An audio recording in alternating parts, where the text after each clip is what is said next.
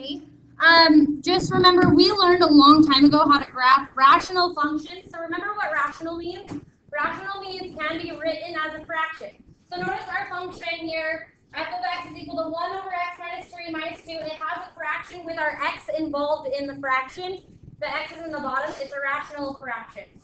Rational function. So if you remember, it's been a while. Can anyone remember what our first step is to do? Pretty much with every function. Up, down, left, right. Good. Determine our shifts. So where's our shift left and right? Where's our shift up and down? Now we always look with x. That's our shift left and right. And we always go the opposite of the sign. So we're going to be going right 3. Very good. And then what? Very good. Our sign, anything added on the outside will be our shift up and down. We go with the sign, so we'll be going down 2. Now remember with these. So we went right 3, down 2. Now remember, with rational functions, we have 2 asymptotes at those values, right 3 and down 2. Oh, what am I doing? So we are right 3, we have an asymptote at 3. We draw asymptotes with dotted lines. And then down 2, we have another asymptote down 2. Does everybody remember that part? It's been a while. Is this helping? Okay. These will be on this test because we're doing a lot with functions and shifted functions and stuff. So this will be on this upcoming test. So that's why I chose to do it. Okay, so then from here, just curious, can anyone remember, we know what rational functions kind of look like. If did anyone remember what the next step was that I looked for? Anyone? This doesn't have a slope. Good try. Good try. Rise over unslope, but this one doesn't have slopes. Anyone else want to give it a try? See, it didn't like red lasers and he's dead. It's fine that he was wrong. Anyone else want to give it a try? You can't remember. Yeah, awesome. You're right on. There we go. So that's what I'm looking for. You look in front and you look to see if it's positive or negative. Very good. It's positive, right, everybody? Are we all listening? So it's positive in front. So we know it's going to start on the top right. If it was negative, it would start on the top left. So it's starting on the top right. It gets really close to the asymptote, but never crosses it. And then we fold it like a sandwich, right? Over the diagonal. So it's going to be down here as well. You have to know how to do this for the upcoming test. Was that a good? It's been a while though. It has been a while. Does that make sense? Okay. Awesome. No questions on that? Okay. Let's move on then. Okay. So I want us to do number 16. Pull out your worksheet from yesterday. I want us to go through number 16. It was tricky. So this one was really tricky because it's different than anything we were seeing. So yesterday we know we were dealing with exponential growth and decay. We know that the function for exponential growth and decay looks like this. F of x is equal to a times b raised to the x. Now yesterday we were dealing with story problems. We know that a is our initial value, b is our growth or decay factor. Now tell me just verbally, what makes it growth? What will the b have to be? Awesome, you're awesome, greater than 1. If b is less than 1, it's decay. Very good. So we learned how to read the problem, and it said it was decreasing exponentially, and so you would take that rate and subtract off 100%, subtract that rate, and that would be your decay factor. Or if it was growing by a certain amount, you would take 100% its value plus that percent, and then we wrote it as a decimal. But this one, if we read it, it says in 2009. There were 1,570 bears in wildlife refuge. In 2010, the population had increased, so we know it's exponential growth, had increased to approximately 1,884 bears. If the trend continues and the bear population keeps growing exponentially, how many will there be in 2018? So first of all, do we know initially how many bears there were? Yeah. In 2009, there was initially how many bears? 1,570. Do we know the rate in this one? We know it's increasing and it's exponential growth. Do we know the rate though? So we have no idea on that rate. Yeah, you're right. We don't have any idea on that rate. Okay, so there's a couple different ways you can find that rate. And then we know it's raised to the x power and that's where you plug in time. So there's a couple different ways of doing this one. I'm kind of debating on which one to show you. All right, so what I'm going to do is, well, think about it, guys. From 2009 to 2010 is 1 year, right? So we could say in 1 year, what did we multiply 1,570 by? What did we multiply 1,570 by to get to 184? So I'm just going to write that out. 1,570 times what? So I'm going to say times question mark is equal to 1,884. Now, if we find what we multiply by, wouldn't that be our rate? Yes. So now to solve for question mark, good. Okay, to solve for question mark, you're right. We'll divide both sides by 1,570. So question mark is equal to, if you do it in your calculator, you get 1.2. So guess what? Our rate is it's growing exponentially by, can anyone tell me what percent? Not quite. 1 means 100. 0.2 means? Who said that? Did you say that? Cole, awesome. Cole is right. Everybody, 20% increase, right? The 1 just means it's worth 100% of its value. The 0.2 means it grew by 0.2, which is 20%. Good, Cole. All right, so let's plug that in. So we know that question mark is no longer question mark. I'm going to erase that. It's 1.2. Very good. And now we're plugging in x. Now we have to think about x a little bit on this one. Now x is the time in. So from 2009, which was our starting point, up to 2018, how many years are we talking? 9. 2009 up to 2018, that would be 9 years go by. So for x, we've got to plug in 9. Very good. Questions on the plugging in of the 9? Okay. So calculate that for your calculators. And I get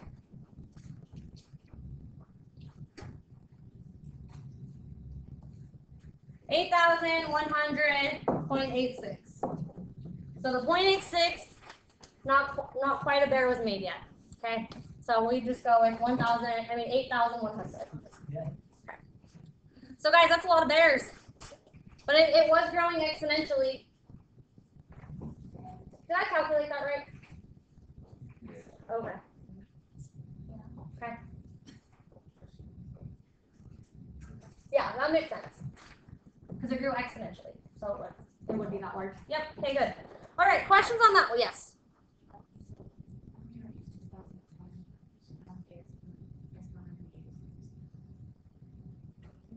Because we want to know, oh, that's a good question. So 2009 to 2010 would only be 1, right? 1 year. Okay, so you could have solved the rate by plugging in the ending amount was 1,884 and then plugged in a 1 right there and then solved for x. But we want to know clear to 2018 how many bears. So from 2009, our initial value was in 2009. So that's why we have to use from 2009, not 2010. Because initially we're talking 2009 at the beginning. So that's why we wouldn't go to 2010 and start with that. Does that make sense? Initially, we had this many bears. We're growing at a rate of 1.2. So from 2009 to 2018, how many bears will there be? You have to use that initial value of this. Yeah, good question. Okay, let's get to the new stuff, okay? So you can hand that in later. Okay, so today's 2-7. Yesterday we learned how to graph exponential functions. Today is not going to be much harder, guys. We're going to graph shifted exponentials now. If you were good with yesterday, you should be good today. There's only one little change. Well, a couple little changes, but not too much. It's the same idea. So now, once again, this is what we learned yesterday. If we have the function f of x is equal to a times b raised to the x, we know a is our initial value, b is our growth or decay factor, and then the b part's raised to the x. We know the growth is going to look like this, and decay is going to look like this. We also learned yesterday a non-shifted exponential will have an asymptote at y is equal to 0. So on that x-axis, y is equal to 0, there's an asymptote. It's going to get really, really close to 0, but never cross it. So now today we're going to deal with shifted. All right, so this is the form of a shifted exponential function. F of x is equal to a times b raised to the x minus h plus k. Very, very similar, looks very similar It does show your shifts. Now, these shifts work the same way all of our other functions do. So A is still our initial value, B is still our growth or decay factor, and x minus h, anything added with our x will be our shift left and right. They go the opposite. And then our plus k, anything added on the outside of the exponential function is your shift up and down. And you always stay, the sign will stay the same. So really not a whole lot of new ideas here. All right.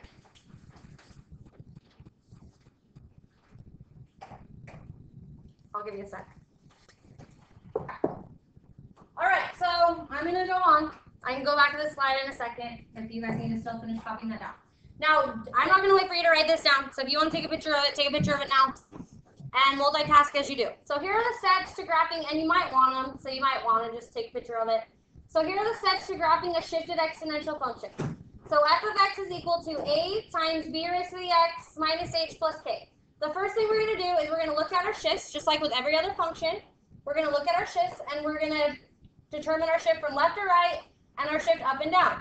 Now you're going to draw in for these a horizontal asymptote. Horizontal means horizon, right? So it's like the straight line this way. Remember we had an asymptote at 0.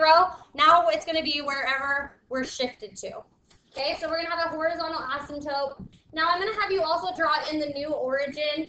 I'll show you what I mean by that in a second. And then the second thing we'll do is we're going to then plot our initial value from our new origin. And then third, we're going to do 2 points to the right of the starting point from the initial value and 2 points to the left of the starting point of the initial value. So once again, we'll just plug it into our calculator and use that because that was easiest. And then fourth, we'll have to also state our domain and range. So let's go through and practice this. Really, the best way to show you how to do it is to practice it.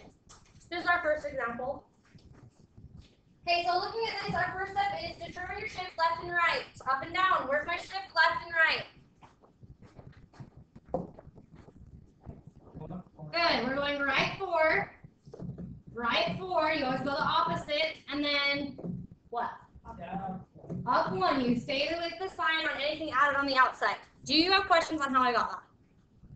Okay, so we went right 4 and up 1. So we're at right there. But that's not a point on our graph, okay? That's just our new kind of starting point. Now notice, guys, what we've done is take this little origin. We've shifted the origin to being right here. So I'm going to have you draw in your new origin. Remember how I stated that we would draw in our new origin? So we've just taken the origin and shifted it over here. Now also, you have to draw in your horizontal asymptote. So it's right here, since we shifted up 1. Okay, so I'm going to push pause. Questions on that? So I drew in my new origin and my horizontal asymptote. Now we're going to pretend like the old origin doesn't exist. We really are. We're going to pretend like it doesn't exist.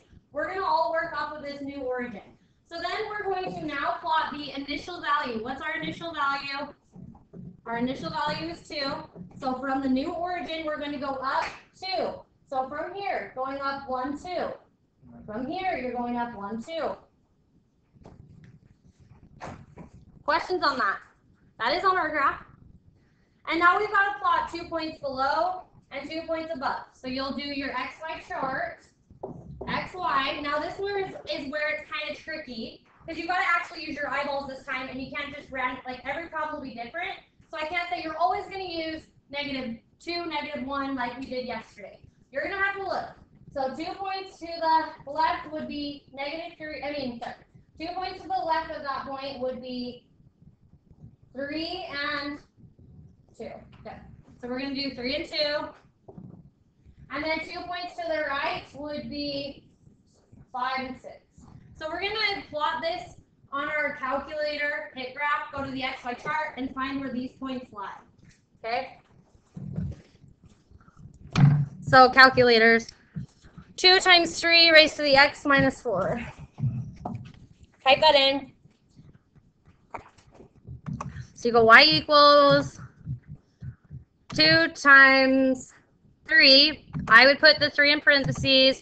Now with these shifts, you've got to put the shift with the x in parentheses. So raised to the parentheses x minus 4 close your parentheses, and then plus 1. If you don't type it in like this, it's not going to graph it right. Okay. Yeah. So I hit graph. There's my exponential function. Now I want the table, so because we're going to plot it on the graph anyway. So I do second graph, and it goes to the table. I'm going to find those values so I know what my points are. We wanted 3, right? Which was 1.6. And then you guys tell me. Can I get out of here so you guys can tell me? So I can write it down. Okay, so you can scroll down. So at point 3, we're at 1.6. At point 2, we're at 1 point. Okay, and at 5 is that 7? And then 6 is, what was it? 19. Okay. Now for this part, guys, we actually plug this into our calculator. We're looking at the actual XY point. So you've got to go back and plot these points from the actual origin. So now I'm going to go back to here. Starting from here, I'm going to plot these points. So we're going over 3, up 1.6. So everybody follow me. Over 3, up 1.6. So I'm going over to 3, up 1 and 0.6. So 1 and just over half. Just graph that point. Then I'm going over 2, up 1.2. So I'm going over to 2, up 1 and 0.2. So notice we're getting really close to the asymptote. We're not going to cross it though. And then we're going to go over 5, up 7. So I'm going to go over to 5 and up 7. 1, 2, 3, 4, 5, 6, and 7. Over 6, up 19. So over 6, up 19, clear up there somewhere. So now I can draw it in, but make sure you draw it in correctly. If not, we know it's not going to cross the asymptote. It's going to get really close to it. And there's our shifted function. Yay! Okay, any questions on that? Not really too bad. Okay, let's quickly determine our domain and range. So domain, how far left and right is this function growing? Left and right. Negative infinity to positive infinity, or all real numbers. And then our range, how far up and down? So we've got to actually look at this one. On the y-axis, because range is y values, where does it start at? What point? 1 is growing to positive infinity. Did it include 1? Does it touch down at 1? No, it just approaches 1. The asymptote's at 1. It's not going to touch down at 1. It will get really close though. So we put our parentheses, and it's growing to positive infinity. Infinity always gets parentheses. Good. Okay, I'm just going to do 2 more quick, and then I'm just going to let you work. Here we go.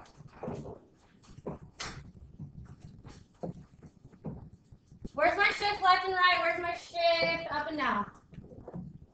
Left 1, you always go the opposite of what's added with x. Left 1 and down 3. Left 1, down 1, 2, and 3. There's my new origin. Then I draw in my asymptote. It's a horizontal asymptote. So right here at -3. There's my new asymptote. There's my asymptote. There's my new origin. Now we will plot our initial value from the new origin. What's our initial value? -4. So from our origin, our new origin, we're going down 4. So from here, we're going down 1, 2, 3, and 4. Are we all okay still? Okay, so we plotted our initial value, and then from here, it's pretty easy. We're just going to use our calculator, x, y points, but we've got to look and figure out which 2. I got to go 2 below that value and 2 above. So 2 below. So right here, so 2 below -1 would be -2 and -3. So -3 and -2. Does everybody see how that's 2 below? And then 2 above would be 0. Look, we're right here. 2 above would be 0 and 1. Okay. So let's graph it.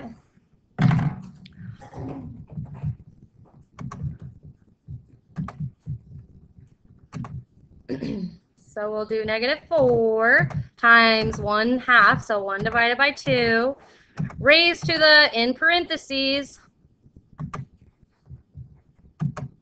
x plus 1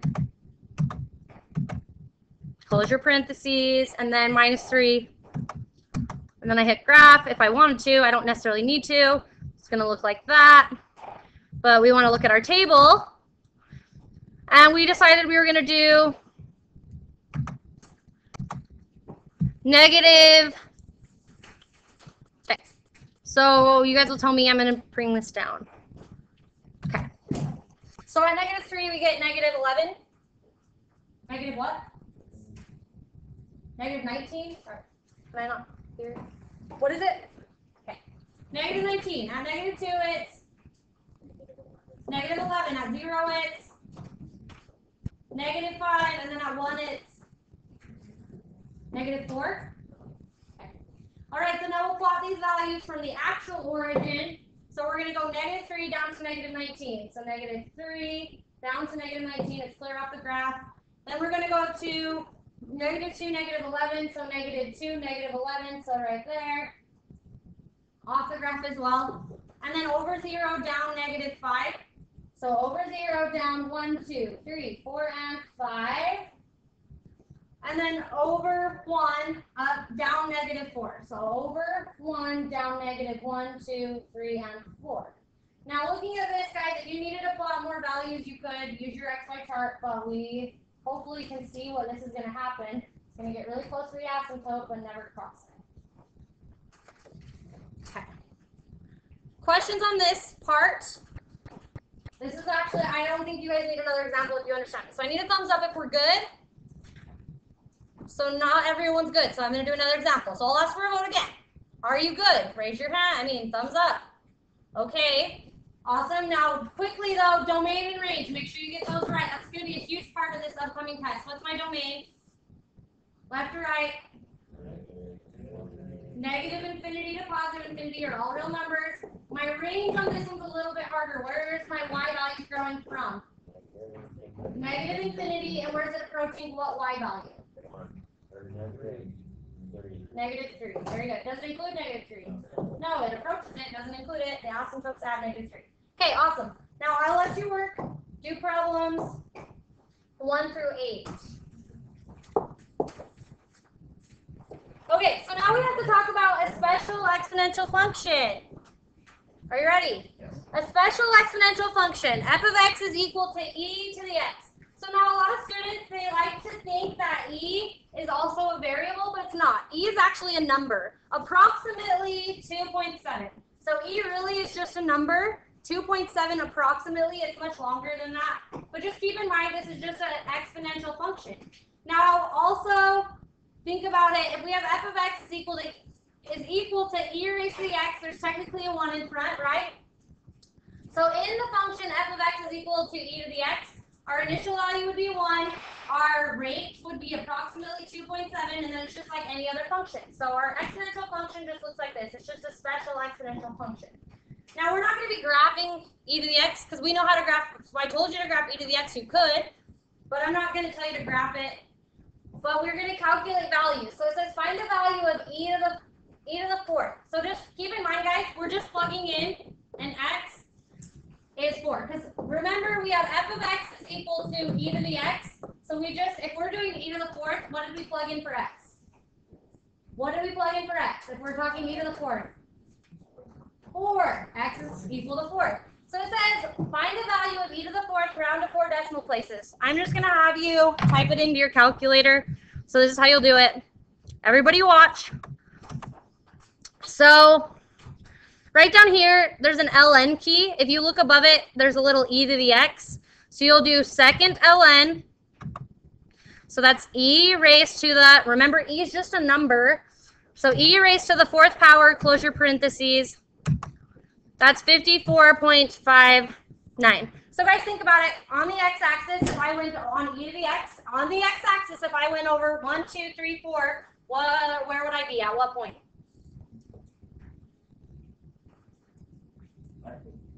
If I went to 4 on the x-axis and wanted to graph this value, if I went over to 4, where would I go up to? 54.5. Very good. Okay, so we have the point 4, 54.5. Let's round to, it said 4 decimal places. So 54.5981. 5982. 54.5982.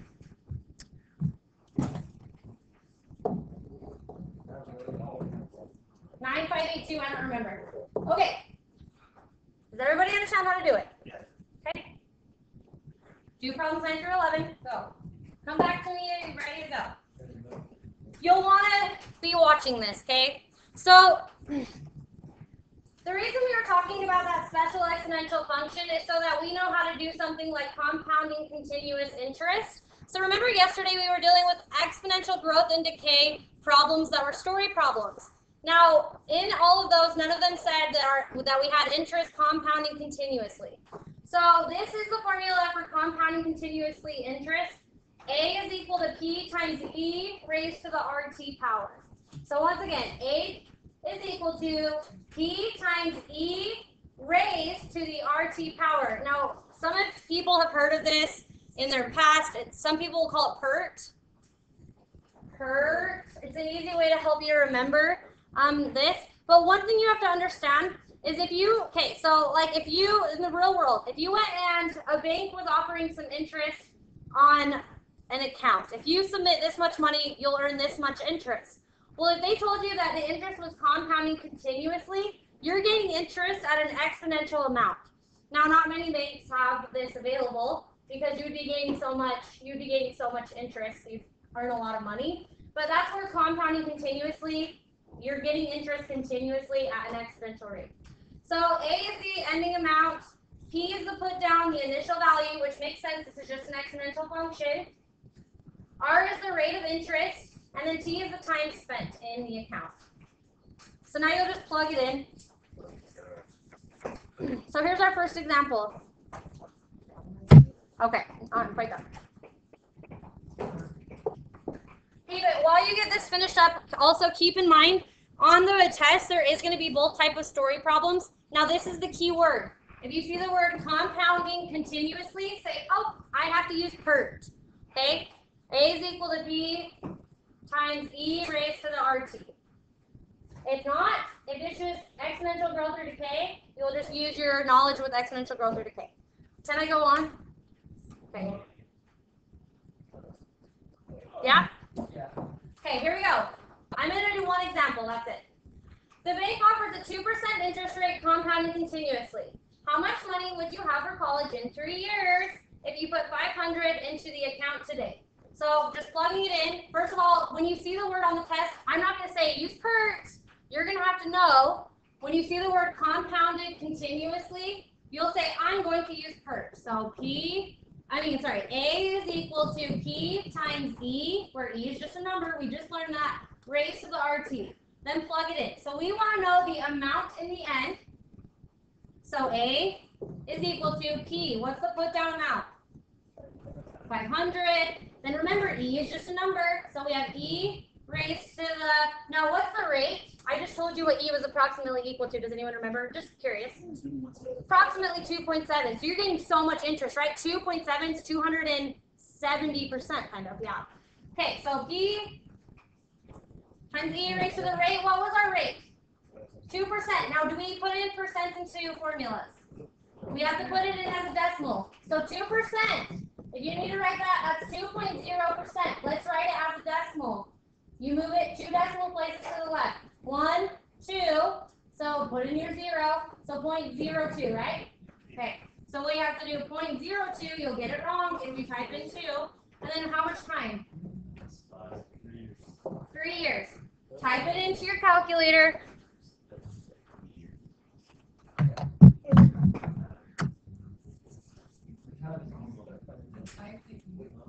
Type it in. Okay, so let me show you. So you're doing 500 times second ln, because that's E, raised to the 0.02 times 3. Close your parentheses.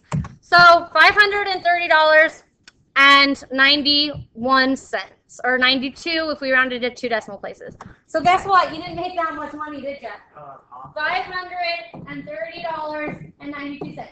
reason being is because really exponential functions don't get exponentially larger until you get quite large by plugging in the time. And this is a really small interest rate, so that's why we didn't really earn that much money. So just keep that in mind. But we did earn $30, better than nothing, right? Yeah. Okay. That's about. Okay. You're having $30. All right, so do problems. Now, no, you're not doing all of them, so these are the problems I'm requiring of you. 12, 13, 15, and 18A. So you might want to circle those ones so you know you have to do them. And then the other ones I've assigned to you are due as well, but anything after that's not assigned.